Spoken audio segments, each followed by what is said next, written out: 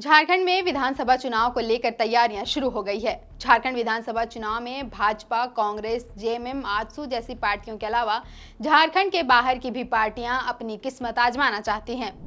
बिहार की राजद यानी राष्ट्रीय जनता दल पहले से ही झारखंड में महागठबंधन सरकार की हिस्सा है। वहीं बिहार की सत्तारूढ़ पार्टी जनता दल यूनाइटेड भी अपनी झारखंड में खोई हुई जमीन की तलाश में लगी है और अधिक सीटों पर चुनाव लड़ना चाहती है। और अब एक और पार्टी बसपा यानी बहुजन समाज पार्टी झारखंड में अपने आप को स्थापित करने की जद्दोजहद में लगी है। विधानसभा चुनाव में बसपा झारखंड की सभी 81 विधानसभा सीटों पर अपने प्रत्याशी उतारने की तैयारी में है। बीते कल हुसैनाबाद में बसपा कार्यकर्ताओं की बैठक हुई। इस बैठक में राज्य के सभी बसपा नेता कार्यकर्ता पहुंचे। इस बैठक को संबोधित करते हुए बीएसपी केंद्रीय प्रभारी जीएस दिनकर ने घोषणा किया कि बसपा झारखंड की सभी 81 विधानसभा सीटों पर चुनाव लड़ेगी। यह बहन मायावती का संदेश है। पार्टी का वह व्यक्ति किसी भी समाज से हो, बाबा साहेब व बहुजन मिशन पर काम करने वाला होना जरूरी है। ऐसे व्यक्ति को ही बसपा चुनाव में उतारेगी। उन्होंने सभी को सेक्टर कमेटी व बूथ कमेटी पर जल्द कार्य करने और प्रगति रिपोर्ट देने को कहा है।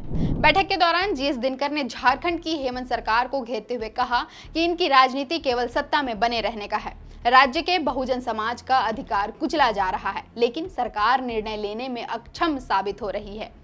उन्होंने कार्यकर्ताओं को ललकारते हुए कहा कि बसपा कार्यकर्ता राजनीतिक रूप से मजबूत हो जाएं। उन्होंने कहा कि बसपा में नेता की कमी नहीं है, लेकिन उन्हीं लोगों को जगह मिलेगा जो संगठन के लिए समर्पित होकर काम करेंगे। बसपा झारखंड में अपने आप को स्थापित करने की पूरी कोशिश कर रही है। झारखंड में लोकसभा चुनाव के दौरान भी बसपा ने अपने उम्मीदवार चुनावी मैदान में उतारे।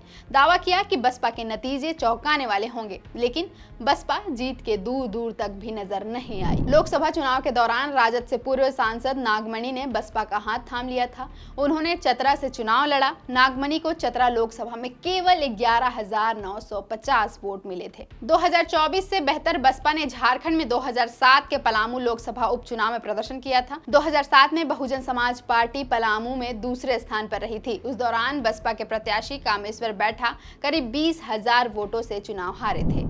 बसपा के प्रदेश अध्यक्ष राजेश कुमार उर्फ राजन मेहता 2019 में पलामू के विश्रामपुर सीट से विधानसभा चुनाव लड़े थे, जिसमें राजन मेहता दूसरे स्थान पर रहे थे। झारखंड में बसपा खुद को पलामू, सिंहभूम, हजारीबाग, धनबाद और गोड्डा के सीटों पर मजबूत मानती है।